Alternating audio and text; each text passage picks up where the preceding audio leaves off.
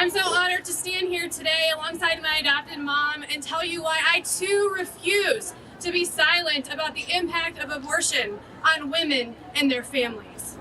In 1989, my birth mother, a woman from Honduras, found out that she was pregnant. She was already a mother to 6 children and they lived on government assistance. I'm talking about food stamps and Medicaid, dependent upon the government for help.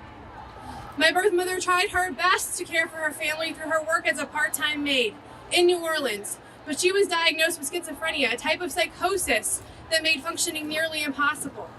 To make her situation worse, she didn't have good access to medical care or the ability to follow through on taking any medications.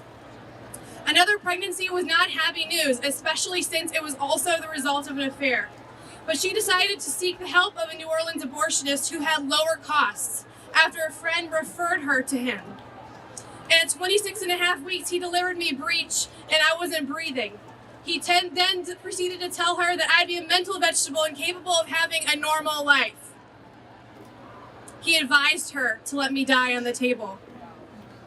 But in a miraculous decision, my mother decided to fight for my life.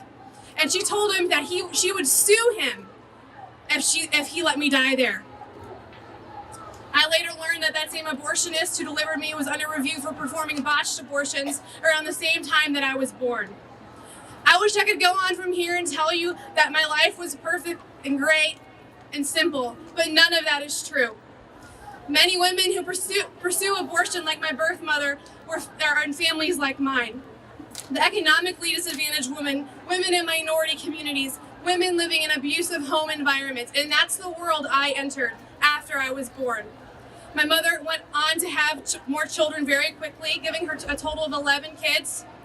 I experienced firsthand the ramifications of poverty, malnutrition, sickness, even contracting tuberculosis later. Unfortunately, abortion was the solution presented to her to spare her from suffering. And what I hear when I hear that now is that wouldn't you rather be dead than to have suffered in your childhood? And I can tell you with complete confidence that the answer to that is no.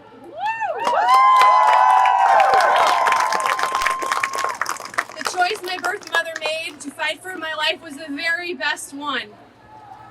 And because of it, I now have an amazing life. I was adopted at the age of 9 after spending nearly 8 years in the Louisiana foster care system. My memories with my adopted family now outweigh, and that's the only things that I can remember. I look back on my childhood, and that is what I look at, is the days of vacations in Florida, and times with my parents, and times with my cousins, all because my mother chose life. In 2012, I graduated from college, I got married, and I met my first child in 2017. And something really profound happened to me in that delivery room when I met my son. I realized that's because of my birth mother's choice that I was able to meet my son.